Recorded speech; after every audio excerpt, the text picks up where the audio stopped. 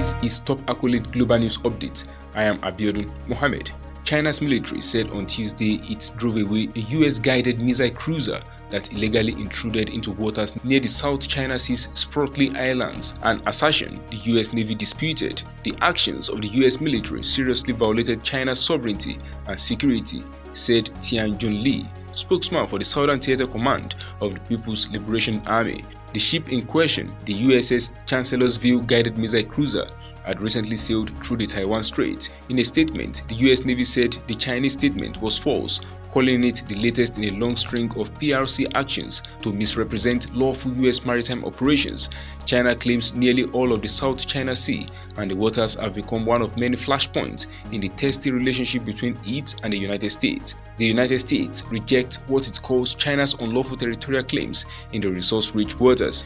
US warships have passed through the South China Sea with increasing frequency in recent years in an effort to show the Chinese claims are not valid.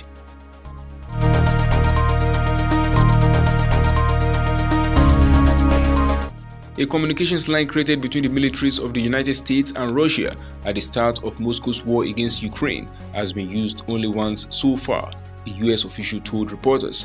The official, who spoke on condition of anonymity, said that the United States initiated a call through the deconfliction line to communicate its concerns about Russian military operations near critical infrastructure in Ukraine.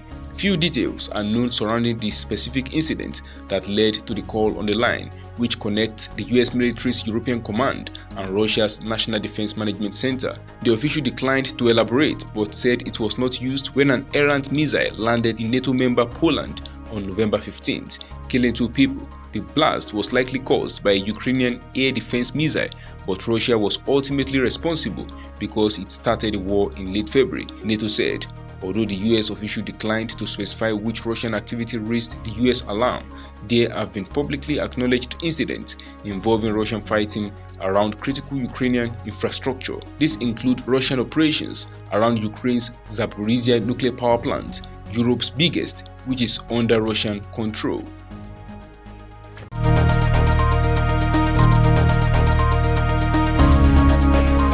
South Korean President Yoon Suk-yeol warned of an unprecedented joint response with allies if North Korea goes ahead with a nuclear test and urged China to help dissuade the North from pursuing banned development of nuclear weapons and missiles. In a wide-ranging interview with newsmen on Monday, Yoon called on China, North Korea's closest ally, to fulfill its responsibilities as a permanent member of the UN Security Council.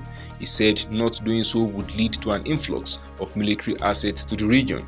North Korea's actions were leading to increased defense spending in countries around the region, including Japan, and more deployment of US warplanes and ships, Yoon noted.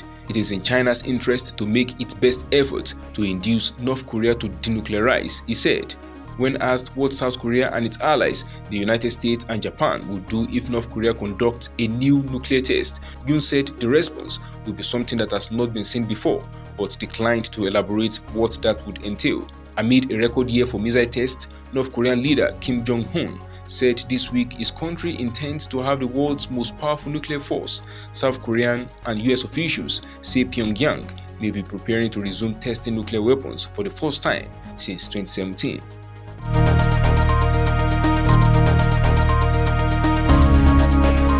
According to sources, ExxonMobil will wind down oil production in Equatorial Guinea and leave the West African country after its license expires in 2026. The departure reflects a wider move by major oil producers to reduce crude production in West Africa and shift investments to lower carbon natural gas development on the continent and to more lucrative projects in the Americas. In quote, "It is a high-cost region where carbon emissions are a problem as well," said Gail Anderson, research director for Sub-Saharan Africa at energy consultant Wood Mackenzie.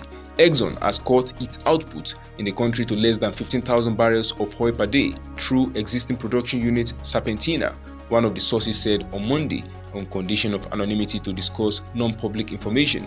It evacuated staff from the offshore production platform Safiro this year due to water entering the aging vessel. Europe, which has been looking for alternative oil suppliers after sanctions were imposed against Russia this year, is the main destination for Equatorial Guinea's oil exports. Exxon's oil output in Equatorial Guinea, a member of the Organization of the Petroleum Exporting Countries (OPEC), peaked at more than 300,000 barrels per day 8 years ago and has been declining since.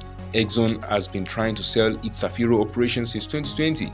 The company last year pumped about 45,000 BPD in Equatorial Guinea out of the country's total production of 93,000 BPD.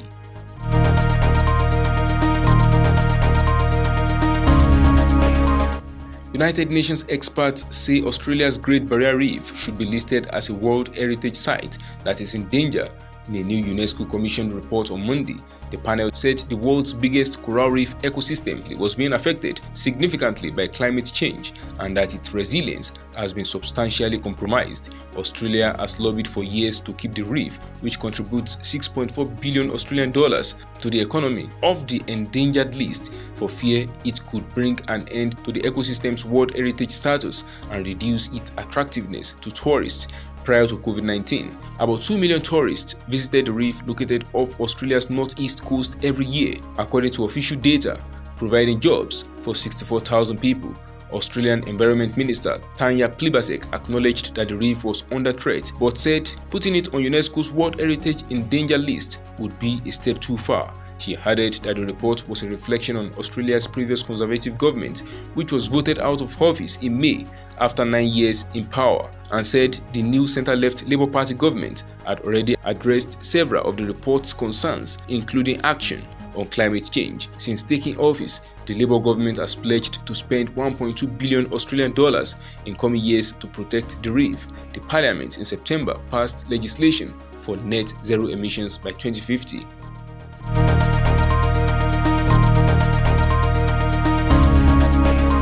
Civil society groups in Kenya are complaining about a chronic shortage of free condoms across the country.